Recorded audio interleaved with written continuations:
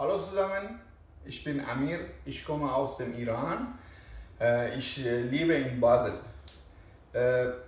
دوست دارم به فارسی بهتون بگم که توی این کولتور ترنینگ من یاد گرفتم که چقدر مهمه که ما با فرهنگ‌های دیگر رو بشناسیم توی اون رابطه‌ای که بتونیم برقرار کنیم برای رسوندن پیام انجیل.